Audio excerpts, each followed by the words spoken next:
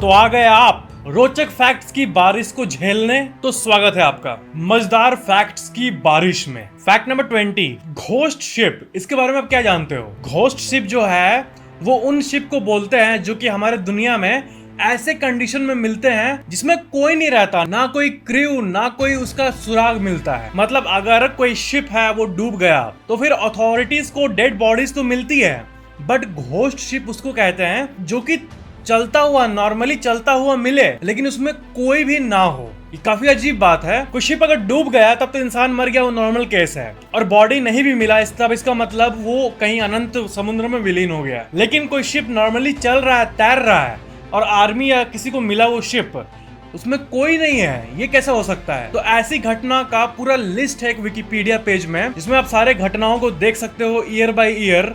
और इसमें आप देखो लास्ट में जनवरी 2021 तक भी घोस्ट शिप पाया गया है, जो कि बहुत ही अजीब बात है। योंग शिंग नंबर 18 ये शिप था और इसके सारे क्रू गायब मिले। और पास्ट को आप ऑब्जर्व करोगे तो आपको ये पता चलेगा कि घोस्ट शिप की घटनाएं दिन ब दिन बढ़ती ही जा रही है। फैक्ट नंबर 19, माइक टायसन के बारे में तो आपने सुना ही होगा, फेमस अमेरिकन बॉक्सर। इनके बारे में एक फैक्ट है कि ये जब 13 साल के थे ना, जस्ट 13 साल के एक लड़के थे छोटे से, तब ये 13 साल तक पहुंचते पहुंचते ही ये 38 बार अरेस्ट हो चुके थे। जी आपने सही सुना, कोई लड़का जो कि जस्ट अभी लाइफ का 13 ही साल कंप्लीट किया है, लेकिन उसी लाइफ के दौरान 38 बार 38 टाइम्स अरेस्ट हो चुका है। फैक्ट नंबर 18, रूबिक्स क्यूब जो होता है इसमें डिफरेंट कलर्स होते हैं। तो ये जो है इसको आप अगर एक बार घुमा दो तो एक पॉसिबिलिटी बन रहा है, दूसरा बार घुमा दो तो दूसरा कलर आएगा तो दूसरा पॉसिबिलिटी बनेगा। तो ऐसे कितने पॉसिबिलिटीज पॉसिबल है रूबिक्स क्यूब में,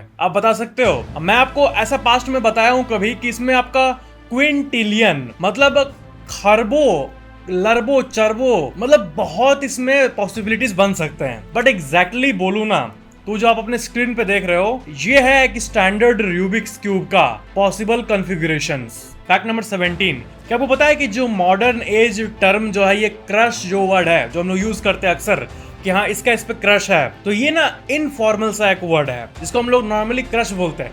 क्रश मतलब तो ये हो गया कुछ क्रश कर देना ना, बट वो भी क्रश हम लोग बोलते हैं उस केस में, अट्रैक्शन के केस में। लेकिन हर चीज का टेक्निकल नाम तो होता है ना, तो क्रश को एक्चुअली में पता है क्या कहते हैं? उसको कहते हैं लिमरेंस। लिमरेंस जो है ये होता है रियल क्रश का इंग्लिश वर्ड, मतलब उस पे मेरा क्रश है ये नहीं, उस पे मेरा लिमरेंस है, ये बोलना चाहिए टेक्निकली, करेक्टली, फॉर्मली। और लिमरेंस का पूरा विकिपीडिया डेफिनेशन आप अपने स्क्रीन पे देख सकते हो। फैक्ट नंबर 16, जो होता है ना कि लोग प्रॉमिस करते हैं एक दूसरे में, जैसे कि पिंकी प्रॉमिस करते हैं एक दूसरे को, तो जो पिंकी प्रॉमिस है ये कहाँ से ओरिजिनेट हुआ आपको पता है? लोग पिंकी प्रॉमिस क्यों करते हैं, व्हाई वो प्रॉमिस करते हैं ऐसे करके बोलते हैं पिंकी प्रॉमिस, तो इसका मतलब पता है क्या होता है? क्या है कि पुराने जमाने में मतलब 1600 से लेके 1800 के बीच जापान में पिंकी प्रॉमिस का मतलब ये होता था कि फिंगर कट ऑफ, कि हाँ अगर वो नहीं कर पाए तो अपना फिंगर काट देगा। एंड कुछ कुछ कहानियां आप सुनोगे तो उसमें आपको ये पता चलेगा कि लोग जब असफल होते थे कोई प्रॉमिस में, तब रियली में वो अपना पिंकी फिंगर को, समझ जाओ, इसलिए लोग ये टर्म का यूज करते हैं पिंकी प्रॉमिस। बट अभी के टाइम में तो कोई नहीं काटता अपना हाथ, वो तो बस बोलने के लिए बोल देते हैं पिंकी प्रॉमिस। फैक्ट नंबर 15, क्या आपको पता है कि बहुत सारे स्टडीज जो कि इंसान की इम्पैथी के ऊपर हुआ है, मतलब जो अंदर में दया वाली फीलिंग होती है ना, दूसरों की केयर करने की फीलिंग, तो जितने भी स्टडीज हुए हैं उसमें ये पता चला है कि जो इम्पैथी वाला फीलिंग है वो एक्चुअली में दिन ब दिन लोगों के अंदर कम हो रहा है। मतलब आपके पापा जब यंग थे, आप अपने पापा से एक बात पूछना कि जब आप यंग थे तब उस टाइम की दुनिया कैसी थी, तब आपके डैड ये कहेंगे कि उस टाइम की दुनिया जो है, जो स्टडीज में मेंशन्ड है वो मैं आपको बता रहा हूँ कि मोस्ट प्रोबेबली आपके डैड यही कहेंगे कि 1990 के पहले की दुनिया में लोग बहुत मतलब दया से भरे रहते थे, लोग के अंदर बहुत इम्पैथी था। मतलब अभी जितना लोग एक दूसरे का केयर करते हैं उससे तो ज्यादा ही था। ऐसा नहीं था कि एक दूसरे पे सब मरते थे, वैसा नहीं, बट अभी जितना लव कनेक्शन बचा है लोगों के बीच में उससे तो कहीं ज्यादा था। और ये बात आप अपने पापा, मम्मी, दादी, दादाजी किससे भी कंफर्म कर सकते हो, पूछ सकते हो कि पहले क्या लोग आज के मुकाबले ज्यादा दयावान होते थे, तो वो कहेंगे हाँ। फैक्ट नंबर 14, क्या आपको पता है कि अभी की मॉडर्न स्टडीज में ये पता चला है कि जो टेक्स्ट मैसेज होता है किसी का, उसका भी हमारे बॉडी पे बहुत असर पड़ता है। जैसे मान लो कि आप किसी इंसान को बहुत पसंद करते हो और आप ऐसे लेटे हुए हो, अचानक से उसका टेक्स्ट आ गया किसी भी रीजन से आ गया अगर, तो आपके अंदर एक बहुत ही मजा वाला केमिकल रिलीज होता है। आपका मूड अचानक से फ्रेश हो जाता है उस मैसेज को देखने के बाद। इससे आपका माइंड और आपके बॉडी पे इंस्टेंटली पॉजिटिव इफेक्ट्स दिखने लगते हैं। ये तो आपने भी एक्सपीरियंस किया होगा अगर आपका ऐसा केस है तो। फैक्ट नंबर 13, मैं तो आपको बहुत सारे अमेजिंग फोबियाज के बारे में बताते रहता हूँ कि इसका डर उसका डर। तो एक और फोबिया है जिसको कहते हैं वेनुस्ट्राफोबिया। वेनुस्ट्राफोबिया मतलब पता है आपको क्या होता है? फियर ऑफ सुंदर लड़कियां। जी हाँ, जो सुंदर लड़कियों से डरते हैं। पता नहीं कैसा अजीब सा है, लेकिन ऐसा होता है कि सुंदर लड़की को देख के किसी को डर लगता है तो उसको वेनुस्ट्राफोबिया है टेक्निकली। फैक्ट नंबर 12, देखो ये एक नॉर्मल सी बात है कि जो लोग रेस्टोरेंट में खाने जाते हैं, किसी भी रेस्टोरेंट में, चाहे वो छोटा रेस्टोरेंट हो चाहे 5 स्टार हो, हाथ वगैरह धो के बैठते हैं।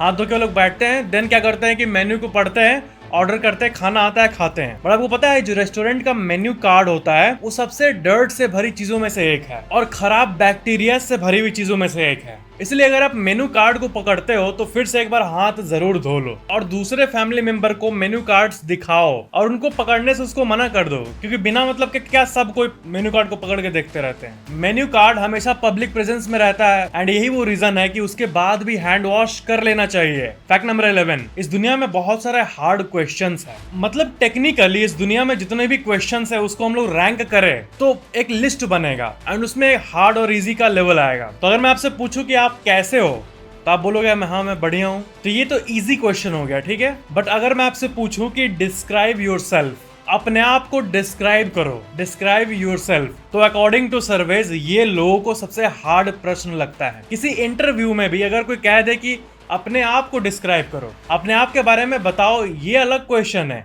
लेकिन डिस्क्राइब करो अपने आप को, अपने चरित्र को, तो ये मतलब बहुत हार्ड क्वेश्चन हो जाता है। तो अगर कोई इंटरव्यू के लिए प्रिपेयर कर रहा है या फिर वो किसी भी चीज में रेडी रहना चाहता है, अगर वो क्वेश्चन आंसर सेशन अटेंड करता है तो इसका आंसर जरूर रेडी रखो अपने माइंड में कि मैं क्या हूं। अपने आप को एक बार डिस्क्राइब करो, डिस्क्राइब योरसेल्फ। फैक्ट नंबर 10, क्या आपको पता है कि बहुत सारी चीजें हमारे एक्सप्रेशंस को दिखाती है। जैसे बॉडी लैंग्वेज दिखाती है, हैंड का मूवमेंट, बॉडी का एक जिस तरह से वो कम्युनिकेट कर रहा है आपसे, फेस का एक्सप्रेशन भी बहुत कुछ दर्शाता है। तो आपको पता है कि सबसे ज्यादा लोग क्या सबकॉन्शियसली रीड करते हैं? वो है आईज।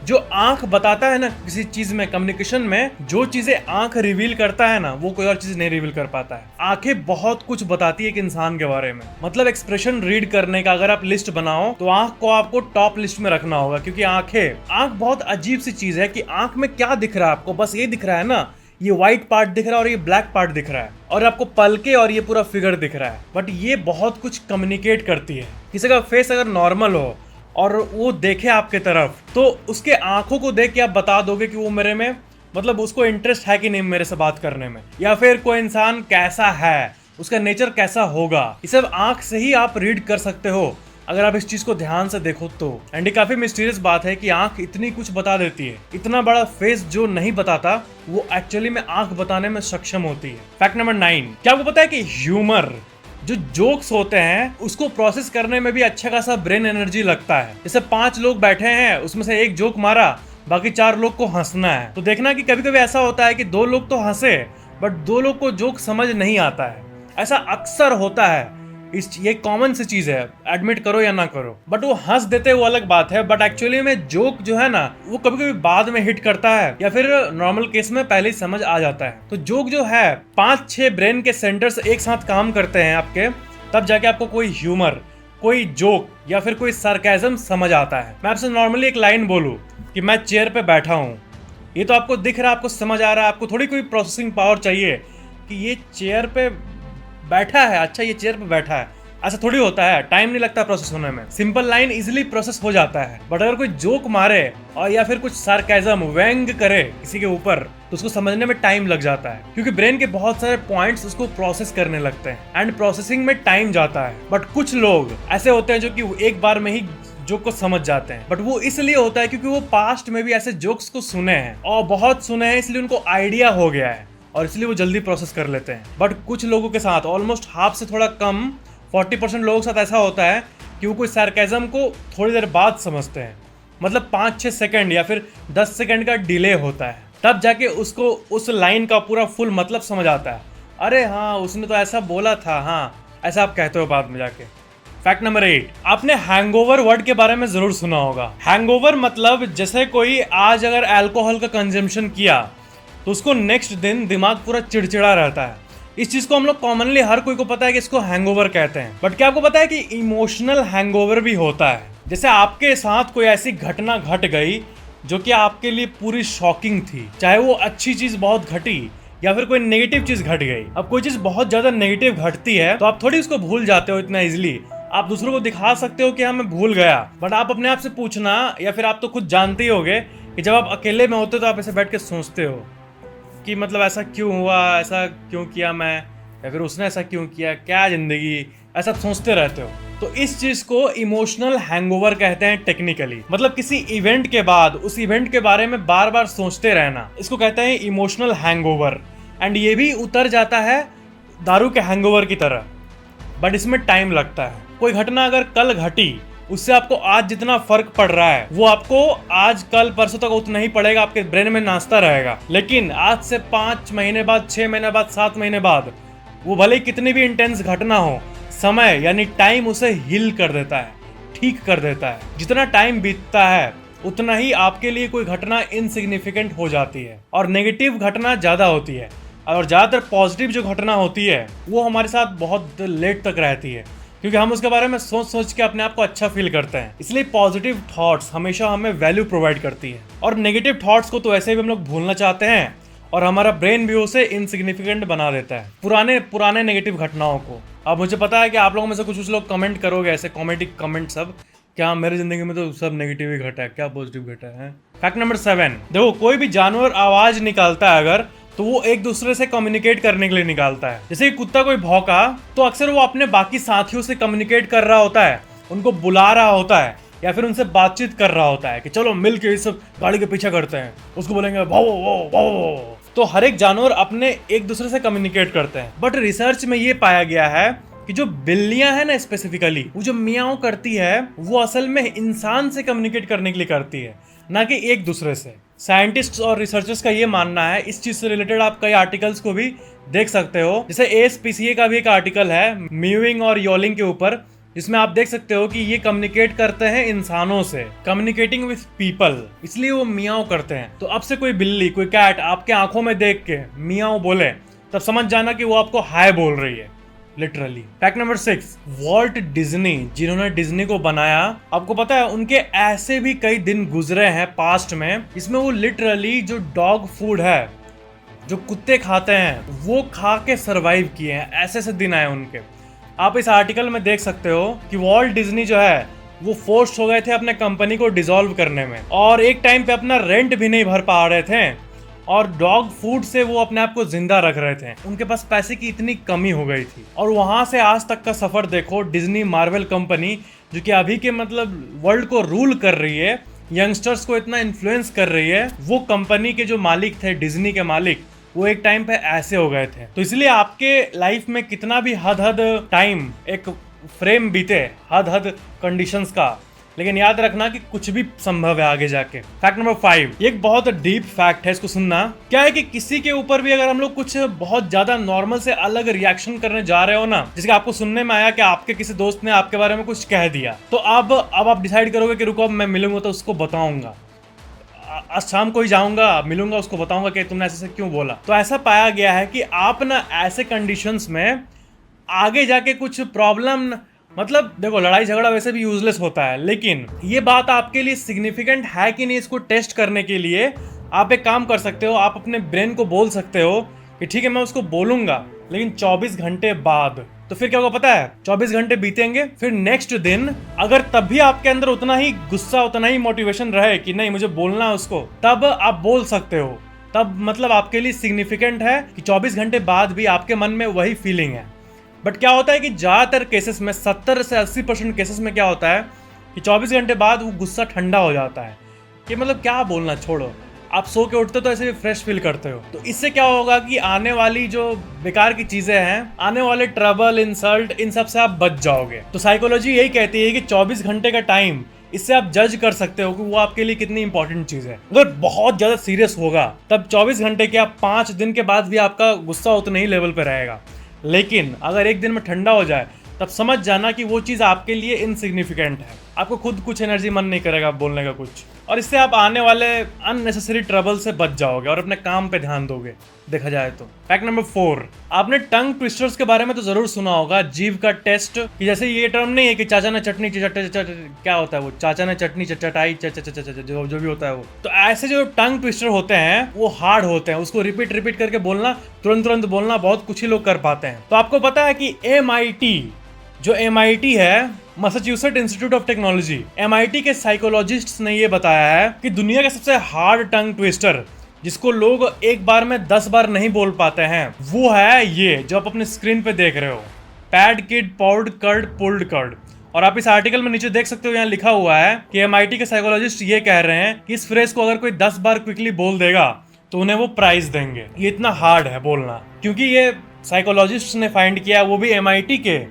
तो ये ऑफिशियली हम लोग बोल सकते हैं कि ये वर्ल्ड का सबसे हार्ड टंग ट्विस्टर है। चाचा ने चटनी चटाई शायद ये इसके सामने कुछ भी नहीं है। फैक्ट नंबर 3, टाइटैनिक डूबा था। इस घटना के बारे में तो आप ऑफ कोर्स जानते हो, बट क्या आपको पता है कि टाइटैनिक का नोन लास्ट पिक्चर कौन सा है? मतलब जब वो रवाना हुआ होगा तो ऐसा कोई रियल लाइफ का लास्ट पिक्चर होगा ना जो कि नोन लास्ट पिक होगा, तो वो है जो कि आप अपने स्क्रीन पे देख रहे हो। ये मतलब वर्ल्ड के सबसे रेयरेस्ट पिक में से एक है, एंड ये जब टाइटैनिक डूबा था तब उसके पहले का लास्ट पिक्चर है, जो कि लास्टली फोटोग्राफ्ड हुआ था उस घटना के पहले। Fact number 2, American psychological association APA का आप ये आर्टिकल देखो, इसमें क्या लिखा हुआ है? इसमें ये लिखा हुआ है कि एक वुमेन महीने में 5 बार लगभग रोती है और एक मैन महीने में लगभग 1 बार रोता है। मुझे तो नहीं लगता कि ये किसी भी एंगल से सही है। मतलब जरूर थोड़ी कि महीने में हर महीने 1 बार रोएगा ही रोएगा, या फिर हर महीने में कोई लड़की 5 बार रोएगी ही रोएगी। ये ऐसा एवरेज क्यों है मुझे नहीं पता, बट ये आर्टिकल तो यही कह रहा है, वो भी अमेरिकन साइकोलॉजिकल एसोसिएशन ये कह रहा है। फैक्ट नंबर 1, क्या आपको पता है कि एक समय ऐसा भी था ना जब अलार्म क्लॉक, आजकल तो मोबाइल में अलार्म आ गया, मोबाइल के पहले एक्चुअल में ट्रिंग ट्रिंग बजने वाले अलार्म होते थे, तो ऐसा भी एक वक्त था जब ये भी ट्रिंग ट्रिंग में नहीं था, अलार्म था ही नहीं इस दुनिया में। तब पता क्या था? तब ना आप ये विकिपीडिया पेज का एक स्निपेट देखो, नॉकर अप। अलार्म के दुनिया के पहले नौकर अप को लोग हायर करते थे, जैसे कि अभी सुबह सुबह न्यूज़पेपर देने आते हैं ना, वैसे ही उस टाइम ऐसा सर्विस था जो कि लोग अवेल कर सकते थे, जिसमें एक नौकर खटखटाने वाला आएगा और आपको समय पे उठा देगा। ज्यादातर ये ब्रिटेन और आयरलैंड में देखे जाते थे। उस टाइम अलार्म था, बहुत तरीका था, लोग अलार्म बनाते थे ताकि टाइम पे वो बजने लगे, लेकिन वो रिलायबल नहीं थे और थे भी तो बहुत ज्यादा महंगे थे। इसलिए लोग फिजिकल अलार्म, मतलब फिजिकल इंसान को हायर करके तब अपने आप को वेकअप करते थे। इनका काम यही होता था, इनको सैलरी ही इसलिए मिलता था कि समय पे जाकर लोगों को उठाओ। दैट्स गजब। तो ये थे आज के फैक्ट्स। आई होप आपको ये वीडियो बहुत अच्छा लगा होगा। और एक बात आपको पता होना चाहिए कि ये जो मेरा फैक्ट सीरीज है, इसमें एक्चुअली में 200 एपिसोड्स कंप्लीट होने वाले हैं। एंड बहुत लोग पूछते हैं कि बाकी एपिसोड मैं कैसे फाइंड करूं, तो अभी एंड स्क्रीन आ गया होगा आपके स्क्रीन पे, इस पे क्लिक करके आप सारे एपिसोड्स को देख सकते हो। वीडियो को लाइक जरूर करना, शेयर करना और कमेंट जरूर करना। और अगर आपने अभी तक इस चैनल को सब्सक्राइब करके बेल आइकन ऑन नहीं किया है तो ऑन जरूर कर लेना। और यहाँ पे प्लेलिस्ट आप देख ही सकते हो अपने स्क्रीन पे, इस पे क्लिक करके आप बाकी वीडियोस देख सकते हो। Thank you so much for watching this video.